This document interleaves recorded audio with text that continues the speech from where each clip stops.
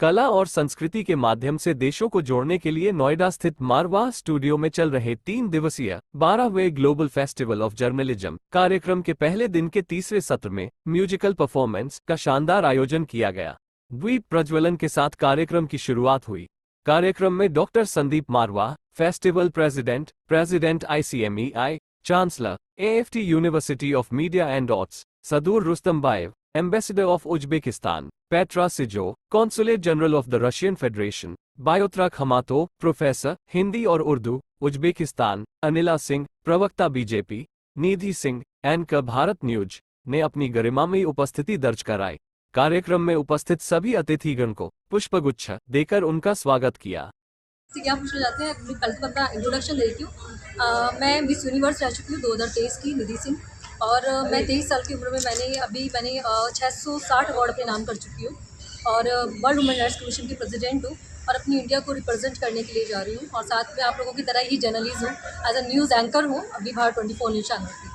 और दोस्तों, मेरा मानना सिर्फ ये है कि हम मीडिया जगत जो हमारा है वो लोकतंत्र का चौथा स्तंभ है। तो आप मीडिया के माध्यम से सिर्फ मैं यही बोलना चाहती हूँ दोस्तों कि एक्चुअली क्या है कि हमारे देश में बहुत ज़्यादा रेप की घटना घटी है, बहुत ज़्यादा छोटी छोटी बच्चियों के साथ इतना ज़्यादा रेप ज़्यादा ऐसी घटना हो रही है। तो मुझे ऐसा लगा, मैंने राष्ट्रपति जी के सामने ये बात रखी है कि जो छोटी छोटी बच्चियाँ हैं हमारे स्कूल्स में पढ़ रही हैं, प्राइवेट स्कूल हो चाहे गवर्नमेंट स्कूल हो, कई स्कूल्स हैं, उन स्कूल्स में हमारी बच्चियाँ पढ़ रही हैं, उनको हम सेल्फ डिफेंस सिखाएं।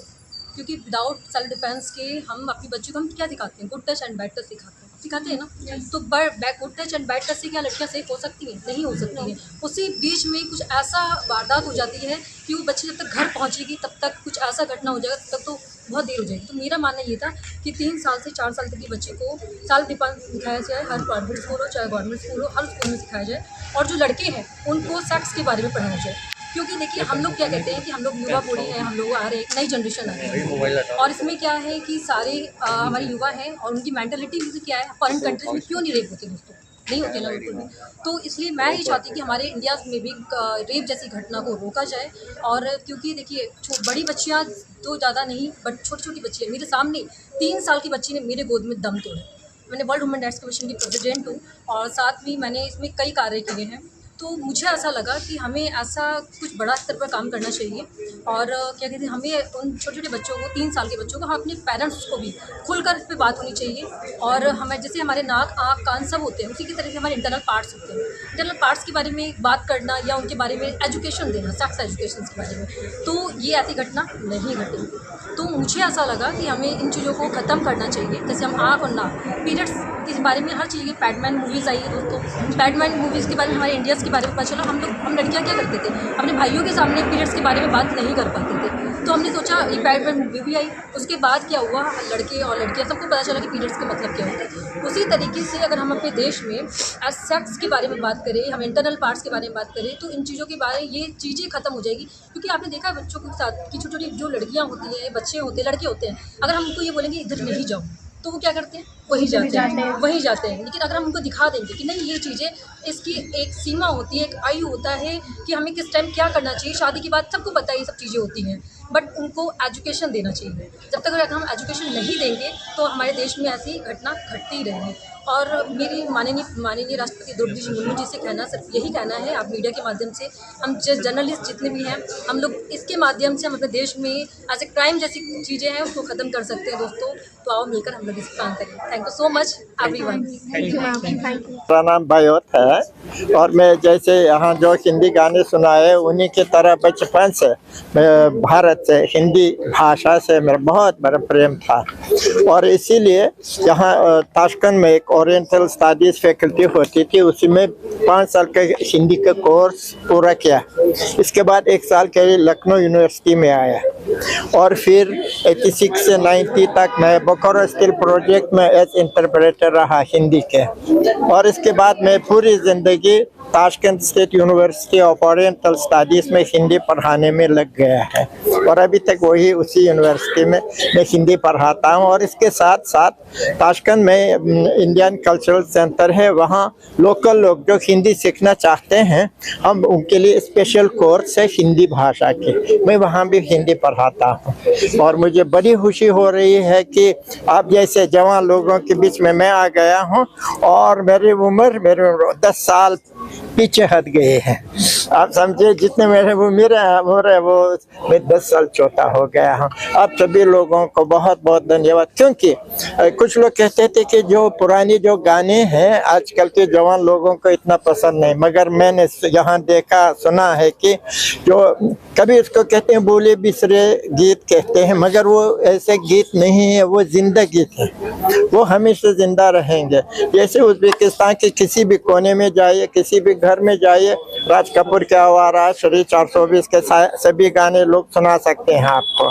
इसीलिए मैं सोचता हूँ कि हमारे देश और भारत के बीच में जो दोस्ती इतने ज़माने से कायम रही है, इसका भविष्य में और मजबूत हो जाएंगे और हमारे यहाँ आना जाना भी बढ़ जाएगा।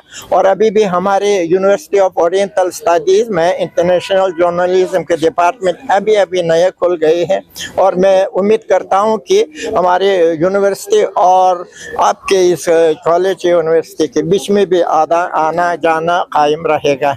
अब सभी लोगों का बहुत बहुत शुक्रिया। युवा ऊर्जा हो तो वाइब्रेंट होगा ही होगा, ठीक है ना। ये 12th ग्लोबल फेस्टिवल है जर्नलिज्म का, और जर्नलिज्म पत्रकारिता जो है उसको चौथा स्तंभ कहा जाता है।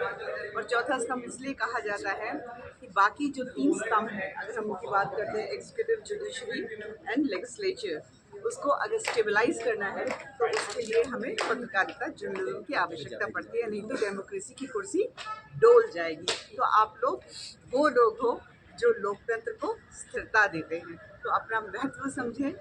और हम सुनते हैं, आप अक्सर सुनते होंगे बहुत सारी चीज़ें, गोदी मीडिया, कोई कहेगा भोगी मीडिया, ये अपमान है। मैं एक ही प्रकार की जर्नलिज्म को, पत्रकारिता को जानती हूँ, वो है Karma Yogi media. Ma'am, any message for journalist students? देखिए, अगर मैं ये कहूँ कि पत्रकारिता जो आप लोगों ने चुनी है वो क्या है, मैं कहूँगी आप लोग जननायक, जननायिका है। क्यों है? क्योंकि आप लोग समाज की बात सबके सामने रखते हैं। आप लोग वकील हैं, समाज के वकील हैं, समाज की बात को रखते हैं, और इतनी मजबूती से रखते हैं कि चाहे वो संसद हो, चाहे वो विधानसभा हो, चाहे वो कोर्ट कचहरी हो, सब हिल जाते हैं, मान जाते हैं पत्रकारों की, पत्रकारिता की बातों को। तो जिम्मेवारी बहुत बड़ी है, उस जिम्मेवारी को बहुत ही संजीदगी से निभाना चाहिए। और मैं ये कहती हूँ कि आप लोग रीढ़ की हड्डी हो, भविष्य हो भारत का, भारत का भाग्य आप लोगों पर टिका हुआ है। मजबूती से आगे बढ़ो और सच्चाई से काम करो। ओरिजिनल पत्रकार तो आपको पता होंगे ना, जर्नलिस्ट कौन थे बताइए? ओरिजिनल देवों के समय नारायण जी, नारद मुनि जी थे। इसके अलावा कुछ और पूछना चाहते हैं? चलिए, all the best for your future. It was a fantastic event, and I would like to congratulate everyone here. I think everybody enjoyed this evening, and it was a variety of events. We've attended exhibition, designed exhibition, and of course this wonderful concert. And I would like to congratulate this institution, all of the hosts here, for this wonderful event that we had here today. And I would like to wish you great success, because I see this esteemed institution as a future of India is being made here. So I would like to congratulate everyone, and thank you so much. So what message you want to give to the aspiring journalists? Well, the message is to work hard, of course, and it's a very tough competition nowadays, but everybody goes online. So my practical advice would be to utilize your potential in the online media, online platforms. Everything is about blogging now. Blogging. Sir, as you said that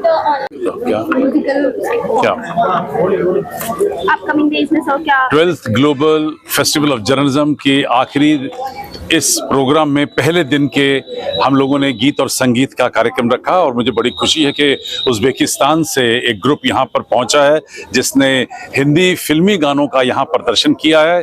बेहतरीन खूबसूरत गाने और बहुत ही मज़ेदार तरीके से यहाँ प्रदर्शित किए गए हैं। हॉल जो है वो झूम उठा था, और मुझे लगता है कि ऐसे दो देशों के बीच में एकता और जो संबंध बढ़ते हैं, ऐसे कार्यक्रमों से वो आज यहाँ देखने को पड़ता था। सर, आप कला और संस्कृति को हमेशा ही प्रोत्साहित करने के लिए चीजें करते हैं, तो इस बार अभी जो प्रोग्राम हुआ तो उसके लिए क्या कुछ कहना चाहेंगे आप? नहीं, ये बहुत बड़ा दिन है मेरे लिए, क्योंकि एक तो 12वां एडिशन है हमारे ग्लोबल फिल्म फेस्टिवल का, और ये सुबह से तांता लगा हुआ है और विभिन्न देशों के राजदूत यहाँ पर बार बार किसी न किसी कार्यक्रम के उपलक्ष्य में पहुंच रहे हैं। आने वाले 2 दिनों में भी यही हाल होने वाला है और रंगारंग कार्यक्रम जो हैं वो इसी तरह जर्नलिज्म फेस्टिवल के साथ भी जुड़े रहेंगे।